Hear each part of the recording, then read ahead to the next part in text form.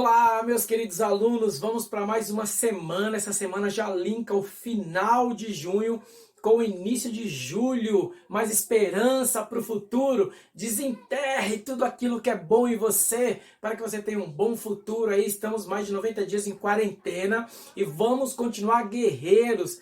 Quero agradecer a todos os meus alunos que têm acompanhado aí desde o início dessas aulas, 90 dias. Continue firmes e fortes, pois Deus tem coisas melhores para você ainda, tá bom? Fique em paz. Bom, a gente trabalhou então um período aí, foi o Renascimento, a crise do feudalismo. O feudalismo começa a entrar em crise, o senhor feudal com a Igreja Católica Apostólica Romana, que tinha um poder muito grande. Vocês fizeram uma atividade, um trabalho sobre isso.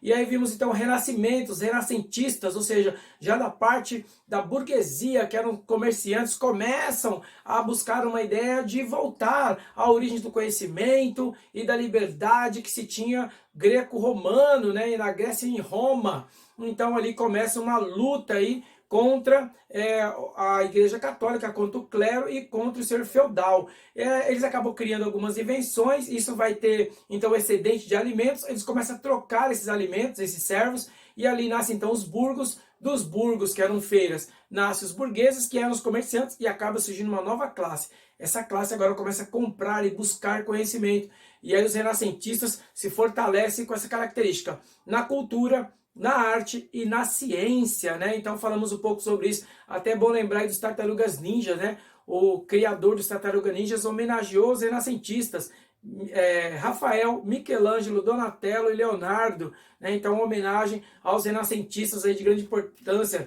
Nicolau Copérnico e muitos outros renascentistas vão revolucionar o pensamento. E aí acaba então a Idade Média medieval, vem então a Idade Moderna, e agora começam a bater mais de frente com a igreja vai perseguir, vai então querer cumprir suas metas. Agora tem a burguesia, vai surgir novos impostos, como as santas indulgências, por exemplo, mas muita gente começa a bater de frente com a Igreja Romana, e aí nós chamamos essa fase agora da Idade Moderna, do século XVI, de reformas religiosas. Professor, o que foram as reformas religiosas? O rompimento com a unidade da Igreja Católica, ou seja, toda a unidade religiosa na Europa, 99% estava ligado à Igreja Católica Apostólica Romana. Então agora, devido ao surgimento de novas visões cristãs, do cristianismo agora, que a gente vai chamar de novas religiões, agora tudo muda e a Igreja Católica vai perder muita força na Europa, e em alguns países será até expulso de alguns países.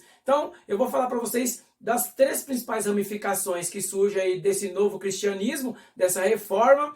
E tudo que nós temos hoje de tendência cristã vem dessas ramificações aí até os dias atuais. Então é o luteranismo de Martinho Lutero, o calvinismo de João Calvino e a igreja anglicana, ok? Com o rei inglês Henrique VIII.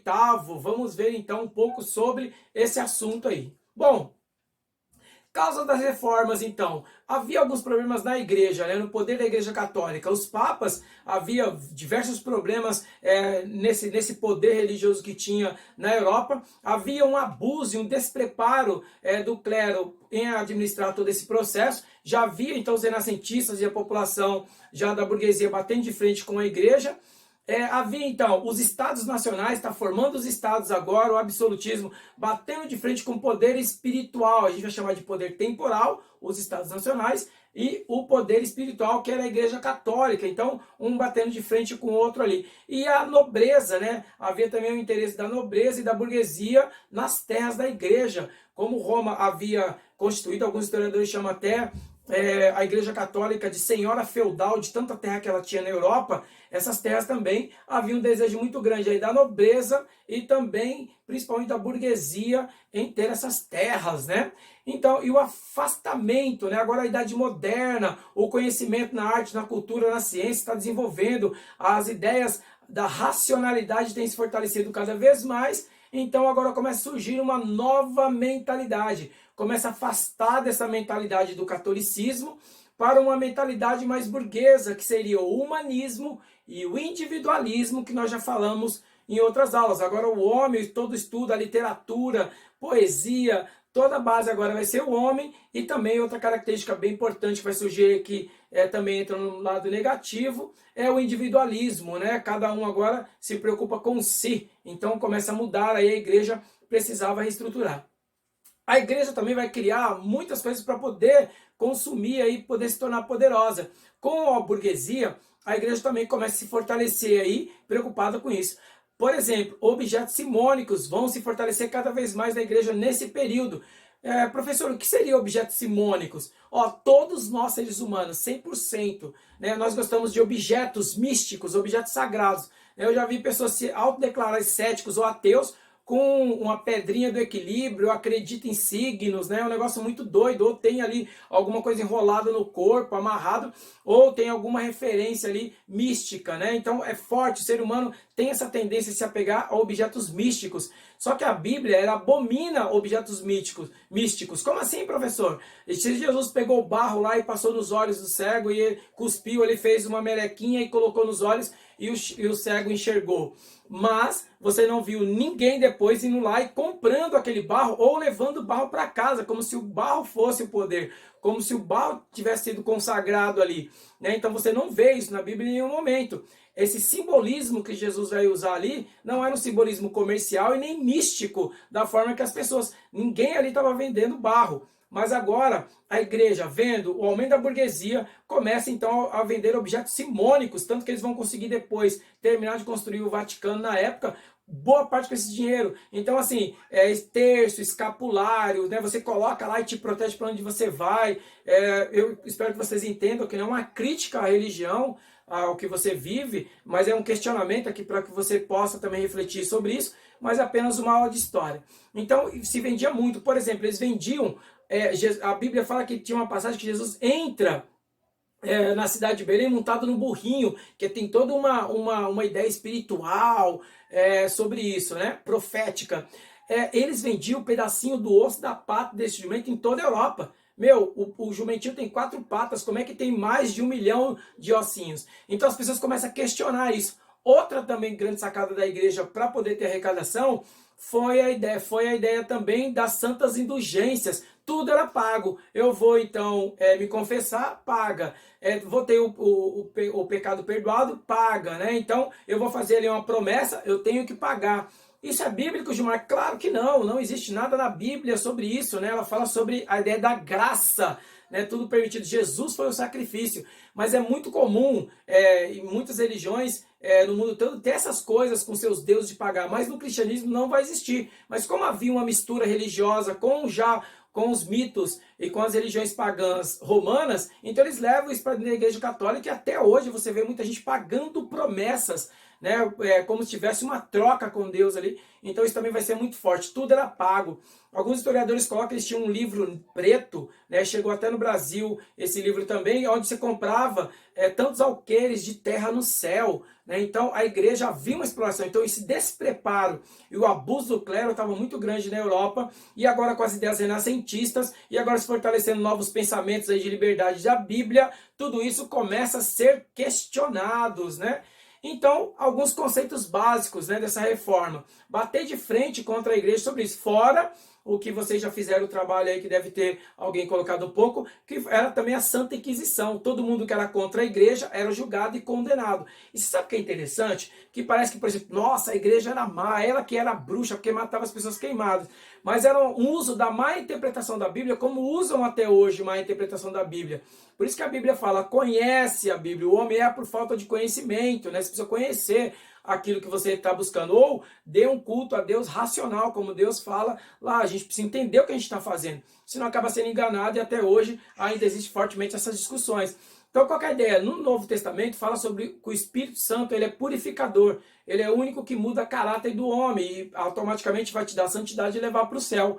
Então eles queimavam as pessoas com a ideia de purificar. Eu não quero aceitar Jesus, não quero ser cristão, católico, né? Então eu vou praticar outras coisas. Mas então, olha só, eu queimando, sem você querer, sua alma era purificada por esse fogo, representando o Espírito Santo. Nada a ver, o fogo do Espírito Santo não queima dessa forma, né? O fisicamente ali. E muitos padres, bispos, serviços em várias regiões estavam queimando as pessoas, acreditando mesmo que elas estavam indo para o céu. Então, é um negócio muito doido. Então, não basta só dizer que era maldade, havia todo um sentimento cultural, tradicional, ensinando aquilo. Tudo isso vai começar a ser batido de frente por alguns pensadores. E esses caras também correrão risco de morte. Muitos cristãos que vai bater de frente com a igreja vão ser considerados hereges, ou seja, que eles estão praticando heresia. A igreja praticava muita heresia, mas ela não se autoconsiderava como herege. Mas ela vai considerar herege não aqueles que estão agindo com a Bíblia diferente, praticando ela, mas contra a igreja.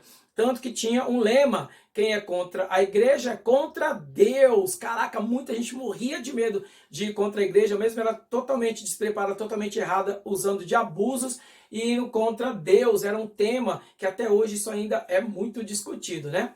Então vamos lá, alguns conceitos básicos aí da Reforma Protestante. A salvação é pela fé, não são pelas obras nem pela entrega financeira para a igreja.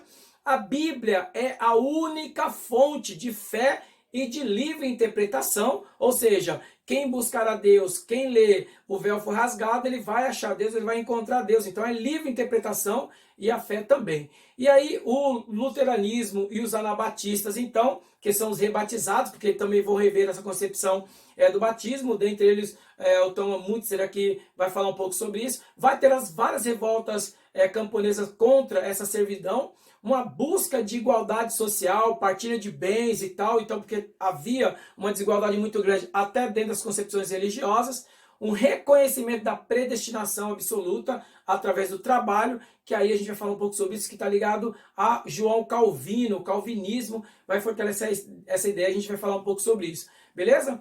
Então começa a surgir aí muitos movimentos contra a igreja nesse período de renascimento e pós-renascimento, mas muitos então serão julgados e queimados pela igreja. Não eram só bruxos ou pessoas que não aceitavam, era muito mais. Muitos cristãos também acabaram sendo mortos. Então vamos ver aí um pouco sobre isso.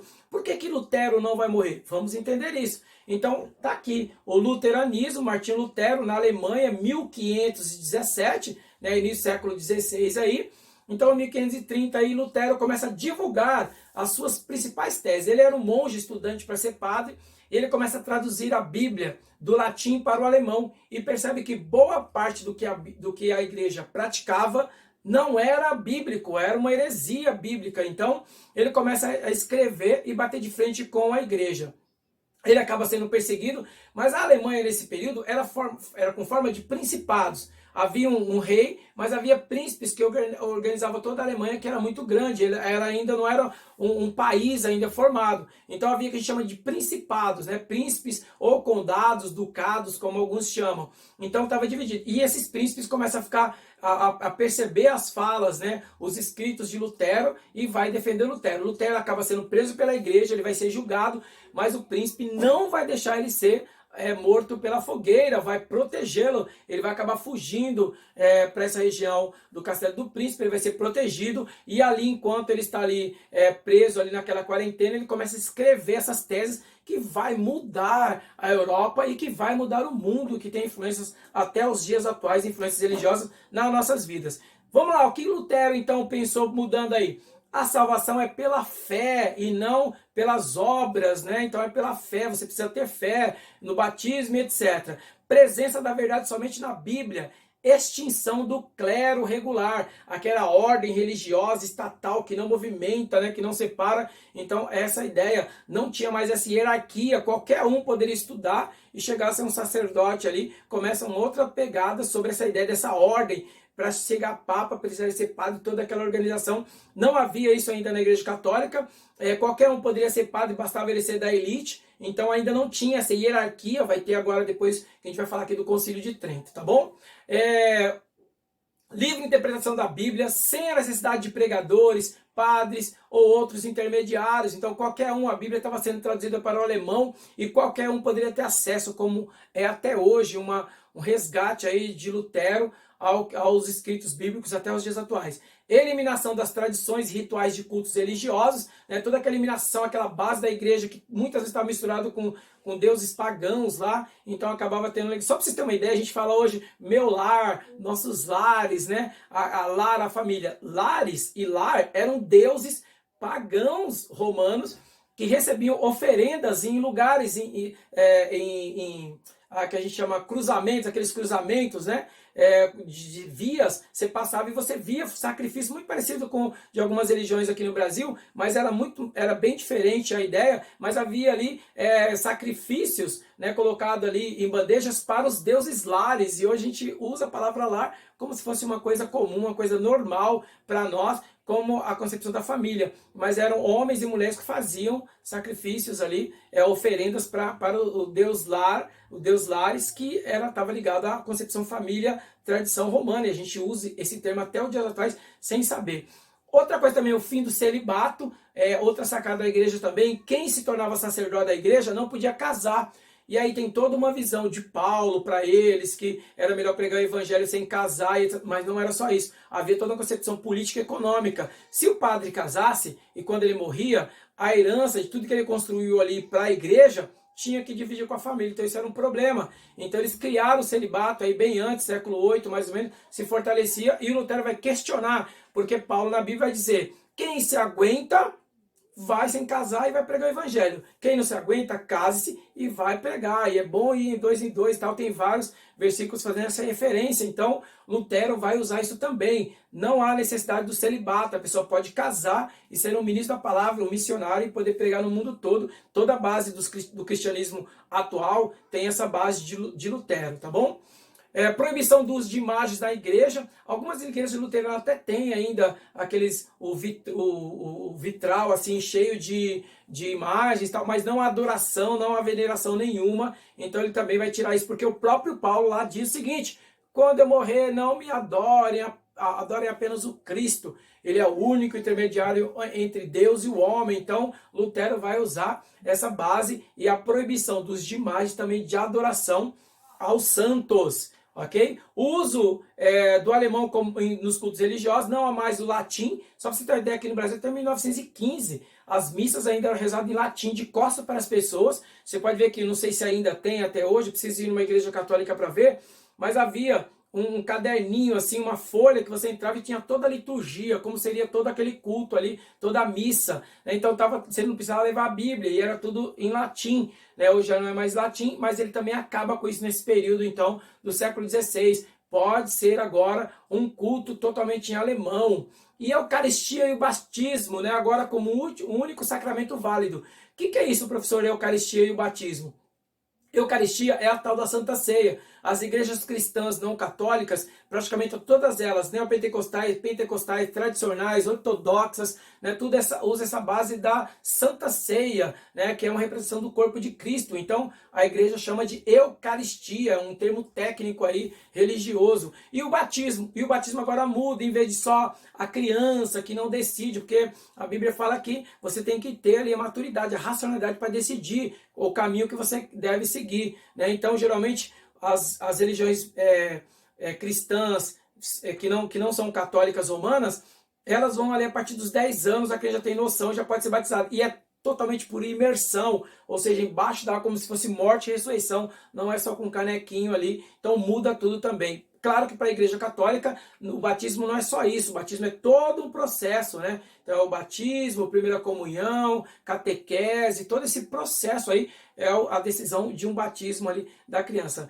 Mas acaba também mudando essas referências, só fica na igreja católica mesmo, tá bom? Então Martinho Lutero vai bater de frente, ele não morre, e tem outra característica também.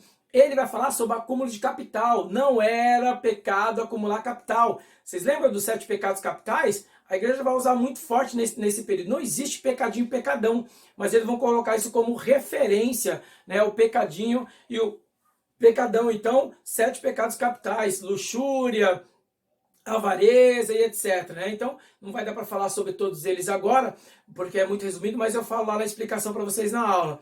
Então, fortalece a ideia. E, eu posso acumular capital até aqui. Daqui para cima, se você acumular, você está praticando a luxúria, é um pecado e você não vai para o céu. O que eu faço então? Passa para a igreja essa parte. Então, Lutero vai dizer que não, que agora se você trabalha e você acumula capital, esse capital é seu, ok? Não existe pecado sobre isso, você não está roubando ninguém. Aí é um grande ponto também de vocês pensarem para o vestibular. Não significa que todo mundo também protegeu Lutero e começaram a mudar as coisas na Europa só por uma visão espiritual. Essa visão também que você podia acumular capital sendo do seu trabalho, do seu suor, também vai ser muito bom para eles. Então, que eles vão ser libertários disso aí. E muitos príncipes, muitos povos acabaram então a burguesia se fortalecendo, cuidando de Lutero ali para ele não ser assassinado, né? Justamente para isso, para também ter essa liberdade econômica que a igreja também não permitia com tal os 7 pecados capitais. Caiu por terra já, mas ainda é muito falado nos dias atuais essa ideia de 7 pecados capitais. Na Europa não se usava muito esse termo, né? 7 pecados capitais, mas tinha outra tradução, mas está ligado a essa referência, tá bom? 7 pecados capitais, pecados ligados à questão econômica, tá bom? Martinho Lutero então se fortalece, acaba espalhando, nasce o luteranismo forte na Alemanha e se espalha por toda a Europa, só que vão surgir outros caras também fazendo novas reformas, que é o que eu vou falar aqui também, que tudo que nós temos hoje de base cristã, tirando a Igreja Católica, tem base nesses 3 caras, luteranismo, calvinismo e anglicanismo. Bom, outro movimento foi de João Calvino na França, 1533. Ele também vai vir umas ideias muito mais ligadas ao capital do que o Lutero. Boa parte das igrejas, por exemplo, presbiteriana, né, que a gente tem aqui no Brasil, vocês já ouviram falar, os puritanos, né, como aconteceu na Inglaterra, chamados assim, e também era chamado de puritanos também. Boa parte dos caras que fundaram os Estados Unidos, as 13 colônias, também eram puritanos, também eram calvinistas, que de lá surge a teologia da prosperidade, que se espalhou pelo mundo até os dias atuais. Então Calvino vem com outras ideias, ele é muito questionável hoje, mas muita gente ainda é calvinista, né? Há umas brincadeiras e coisa muito séria dentro da teologia sobre Calvino, né? Então, o que Calvino vai falar? Quais são as principais teses dele? O trabalho, a pureza de costumes, o cumprimento dos deveres para que a sociedade e a família seriam alguns sinais da salvação. Então, olha só, seu trabalho justo e honesto e o cuidado da sua família vai te levar para o céu, tá vendo? A salvação pelas obras e pelo trabalho digno, tá vendo? Então ele vai trabalhar essa ideia. E o mais polêmico, que até hoje existem muitas igrejas cristãs não católicas humanas vão ter a base de calvinista, que é o mais questionado, é a teoria da predestinação.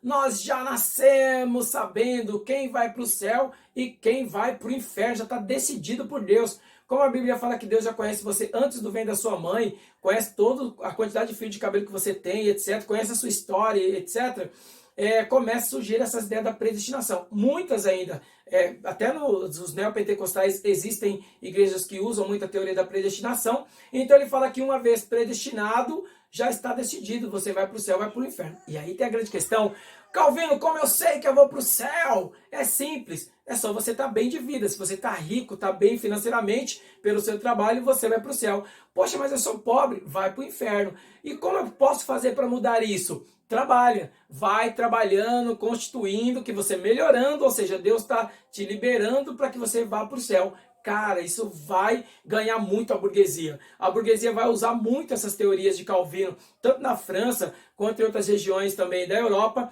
com essa característica do trabalho. E muita gente vai correr atrás do trabalho, né, do desejo de mudar de classes para poder ter a salvação. Então a teoria da predestinação é muito questionada hoje. Não vai dar para falar mais sobre isso por causa do tempo, mas eu gostaria que algum aluno me lembrasse lá na live. Eu vou explicar mais um pouco usando o filme Matrix. Eu vou explicar um pouco mais da teoria da predestinação para vocês, beleza? Por quê?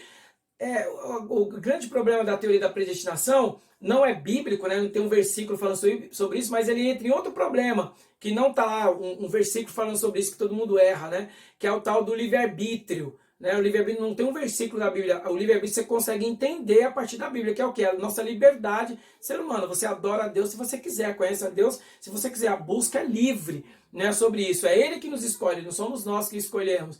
Então, assim, e a partir dessa escolha você também vai ter que decidir. Então, se a teoria da predestinação, se está tudo predestinado, tem 2 grandes problemas aí. Deus os controla, ok? Nós somos fantoches na mão dele. E tem outro problema também, ia contra as ideias do livre-arbítrio, que aí eu vou explicar para vocês usando o filme Matrix. Vocês vão entender que não há predestinação, beleza? Mas aí a gente fortalece lá. Mas até hoje isso ainda é questionado, é trabalhado ainda essa ideia. Bom, E aí agora vem o anglicanismo, né? O rei Henrique VIII na Inglaterra, 1534. O rei, ele na verdade já não aguentava mais a Igreja Católica, ele já estava com sérios problemas batendo de frente, mas o Papa era muito poderoso, ele não conseguia derrubar o Papa. E uma das características da Igreja até hoje, que nenhuma das reformas da Igreja conseguiram derrubar, além do celibato e além da ideia de Papa, de ter um representante de Deus na Terra,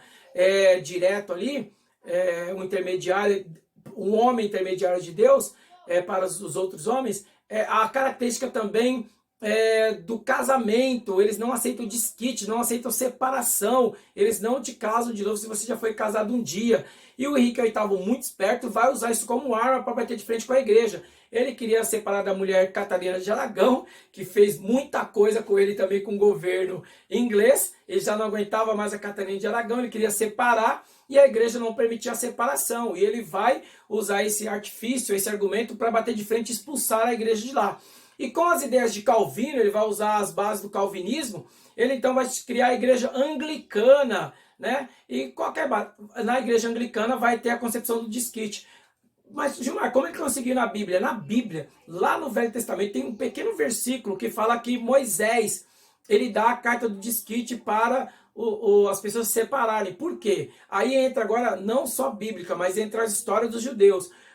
Havia homens que na saída do Egito, até a chegada de Canaã, as mulheres iam ficando velhas, eles matavam as mulheres velhas para casar com a mais nova, porque era a única forma de separação. Moisés, percebendo isso e preocupado com isso, ele conversa com Deus e a partir dali Moisés decide dar uma carta de desquite, uma carta do divórcio, para que essas mulheres não morressem e o povo de Israel se perdessem. Então, Calvino vai usar esse trecho dessa liberdade aí e outros trechos também de Paulo sobre traição e etc. no Novo Testamento. E aí o Henrique VIII vai falar, mano, pode então. Já que ela me traiu, me detonou então, e usando essa base aí lá atrás desse versículo isolado aí de Moisés dando a carta de divórcio, eu vou separar. Separa, tem um atrito com a igreja católica, ele expulsa a igreja católica de lá e cria a igreja anglicana. O que tem na igreja anglicana? Instituição do culto aos santos, a Bíblia, que é a única fonte da fé, está vendo as mesmas bases de Lutero e de Calvino.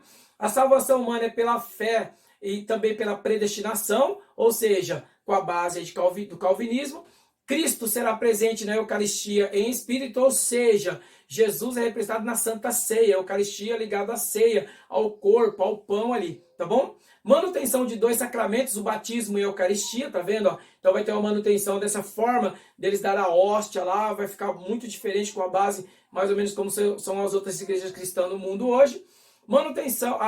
Culto celebrado em inglês, ou seja, agora a liberdade, a Bíblia é livre para todo mundo, nas cerimônias, liturgia, né, que é a cerimônia semelhante ao catolicismo, mas ele vai continuar com algumas coisas muito parecidas com a igreja católica. A hierarquia é a mesma, só que em vez de papa, ele é o próprio papa, ele é o próprio representante de Deus na terra, essa hierarquia eclesiástica que eu coloquei para vocês aqui, ó, semelhante ao catolicismo, e se você olhar agora no YouTube, uma liturgia, ou seja, um culto ou uma missa da igreja anglicana, agora no YouTube, você vai ver, ela é igualzinha à igreja católica, igualzinha, não muda praticamente nada aí e continua com a mesma estrutura. Bom, nosso tempo está acabando, vem as reformas então católicas, a igreja, o Papa fica preocupado com isso, e perde muitos membros, é expulsa de vários países da Europa absolutista, então acaba tendo um problema, e a igreja então cria a Contra-Reforma, então que ela vai de 1545 a 63. A minha filha está batendo na porta, a gente é pequenininha. Desculpa aí, mas eu tenho que encerrar a aula.